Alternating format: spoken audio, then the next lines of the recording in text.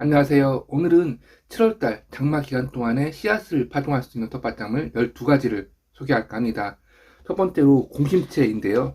공심채를 모르시는 분들이 참 많이 있을 것 같은데 고온 다습한 기온에서 잘 자라는 그런 특징을 가지고 있는 채소라고 보시면 되고, 지금 보시는 것처럼 이렇게 줄기에 구멍이 뚫려져 있는 것이 특징입니다. 공심채라고도 불리고, 그리고 모닝글로리라고도 불리기 때문에 씨앗을 구입하실 때 공심채나 모닝글로리 같은 작물이라고 보시면 될 것 같고요. 사실 공심채 같은 경우에는 7월이 씨앗 파종하는 적기가 아니에요.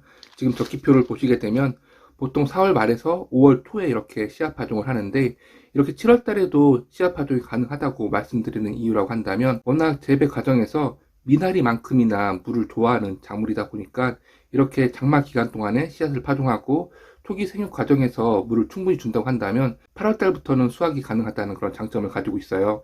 그리고 설이 내릴 때까지 수확이 가능하기 때문에 꽤 많은 양의 공심채를 수확해 드실 수가 있습니다. 이렇듯 공심채 같은 경우에는 한번 수확하고 마는 그런 채소가 아니에요. 수확할 때 3마디에서 5마디 정도 남겨두고 수확을 하게 되면 남겨둔 마디에서 격가지가 나오고 계속해서 수확을 진행할 수 있는 그런 작물 특징을 가지고 있거든요. 그리고 병충해도 거의 없다 보니까 초고 텃밭이기도 충분히 유기농으로 재배할 수 있는 그런 채소라고 보시면 될 것 같습니다. 다음은 들깨인데요. 들깨 하면 7월 달에 모종을 정식하는 아주 대표적인 텃밭 작물이에요. 그럼에도 7월 달에 파종할 수 있는 작물로 소개하는 이유라고 한다면, 이렇게 7월 달에 씨앗을 파종할 경우에는 들기름이나 들깨를 목적으로 하기보다는 지금처럼 깻잎을 목적으로 할 경우에는 7월 달에도 씨앗 파종이 가능해요. 7월 달에 씨앗을 파종하고 8월 말부터 이렇게 깻잎을 수확해 드실 수가 있고, 공잎채와 마찬가지로 설이 내리기 전까지 지속적으로 깻잎을 수확해 드실 수가 있습니다. 사실 장마 기간인 7월달 하게 되면 이렇게 씨앗을 파종하기보다는 모종을 정식하는 그런 대표적인 달이고, 장마 기간 동안에 지속적으로 비가 내릴 텐데 어떻게 씨앗을 파종하지? 라는 의문이 드실 수 있을 것 같아요. 그렇지만 중부지역 기준으로 해서 6월 25일부터 그리고 7월 26일까지 평균적으로 장마가 지속되는데요. 그 중에서 17일은 비가 내리고 13일은 비가 내리지 않거든요. 이 틈을 이용해가지고 지금 소개해드리는 12가지 작물을 파종해 주시면 되거든요. 그리고 이때 씨앗을 파종할 때는 날씨를 꼭 확인하신 이후에 씨앗을 파종하고 최소한 3, 4일 정도 비 소식이 없거나 또는 폭우가 내리지 않는 시점에 이 씨앗을 파종해 주게 되면 오히려 수분 유지가 잘 돼가지고 씨앗 발화 성공률도 높고, 그리고 씨앗이 발화된 이후에 수분 관리를 해주지 않아도 된다는 그런 장점을 가지고 있기 때문에 오히려 작은 텃밭, 특히 수소 설비가 없는 텃밭의 경우라고 한다면 이렇게 장막비를 이용해서 씨앗을 파종하게 되면 발화 성공률을 더 높일 수가 있습니다.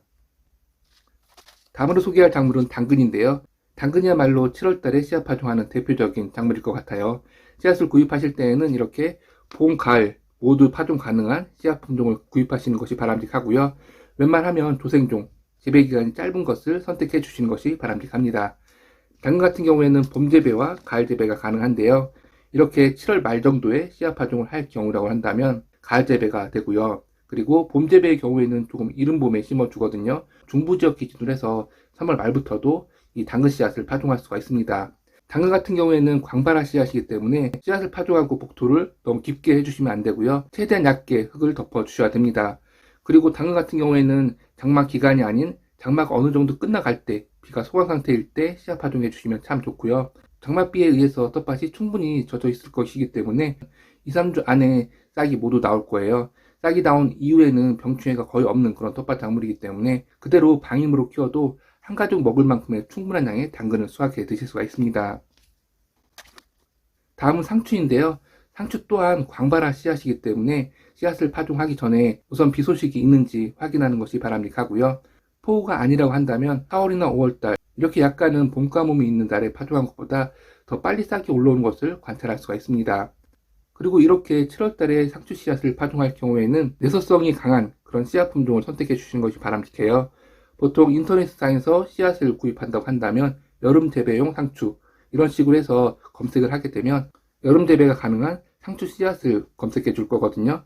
그러면 그 품종에 맞춰 가지고 구입을 해 주시고요. 지금 보시게 되면 중부지역 기준으로 해서 이 상추 씨앗 같은 경우에는 7월 말부터도 파종이 가능하다고 나와 있거든요.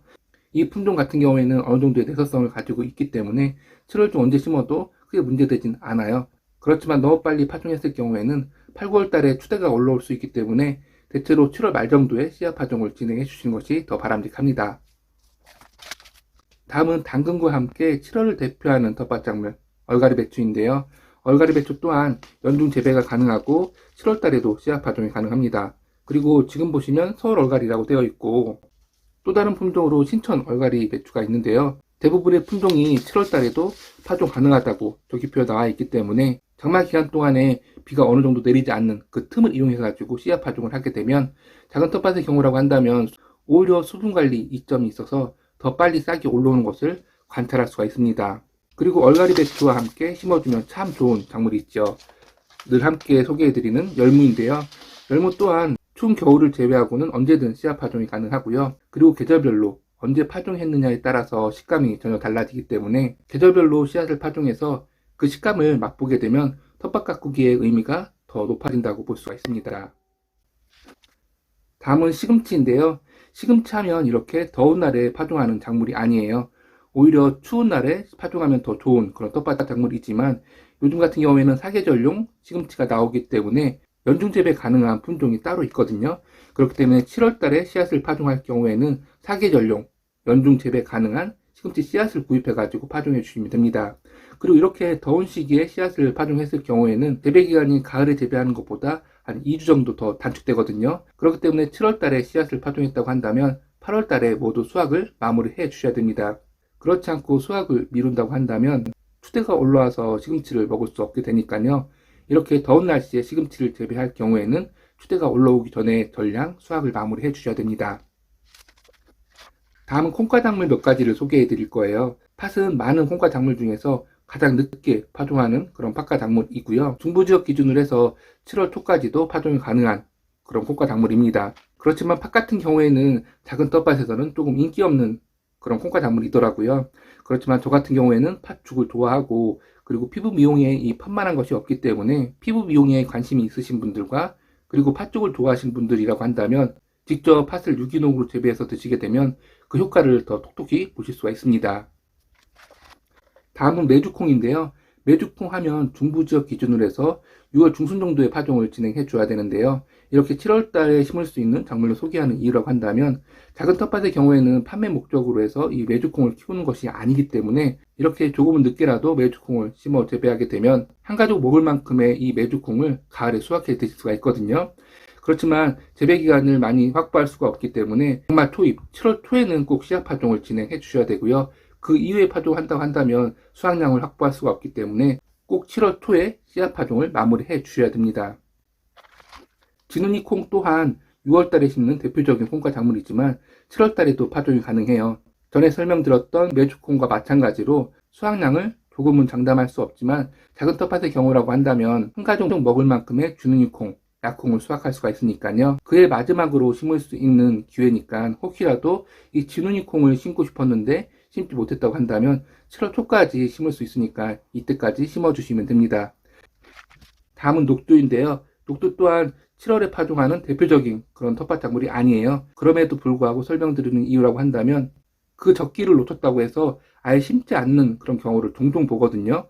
그렇지만 저희 같은 경우에는 판매 목적이 아니기 때문에 수확량이 조금 떨어지더라도 심지 않는 것보다는 더 낫기 때문에 이렇게 7월 초에 심어주게 되면 녹두 같은 경우에는 다른 콩과 작물과 달리 재배 기간이 약간은 짧으니까요. 녹두를 심고 싶었었는데 적기를 놓쳐가지고 포기하고 계셨다고 한다면 이렇게 7월 초까지도 파종이 가능하니까요. 7월 초에 녹두 씨앗을 파종해 주시면 될 것 같습니다. 마지막으로 서리태를 소개해 드리려고 했었는데요.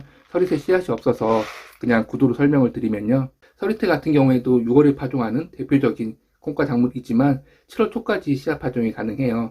그리고 지금까지 설명드렸던 콩과 작물 중에서 가장 재배하기 쉽고 그리고 서리가 내린 이후에 수확하기 때문에 재배 기간도 어느 정도 확보할 수가 있거든요. 너무 늦었다고 생각하지 마시고 가족을 위한 재배라고 한다면 7월 초에도 씨앗 파종이 가능하니까요. 척박한 공간에서도 잘 자라는 그런 특질을 가지고 있기 때문에 텃밭 짜투리 공간이 있다고 한다면 이 서리태 씨앗을 파종하면 참 좋습니다. 이렇게 해서 오늘은 장마 기간, 보통 7월달이 되겠죠. 7월달에 씨앗 파종 가능한 텃밭작물 12가지를 설명드렸어요.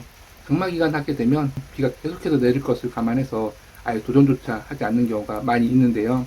그렇지만 수도 설비가 없는 그런 작은 텃밭의 경우라고 한다면 오히려 1년 중에서 가장 씨앗 파종하기 좋은 달이라고 할 수가 있거든요. 장마 기간 동안에 비가 내리지 않는 틈, 그리고 폭우가 내리지 않는 틈을 이용해가지고 오늘 소개해드린 텃밭작물을 혹시 아직까지 심어보지 못했다고 한다면 7월 달에 씨앗 파종으로 도전해 보셨으면 좋겠습니다. 감사합니다.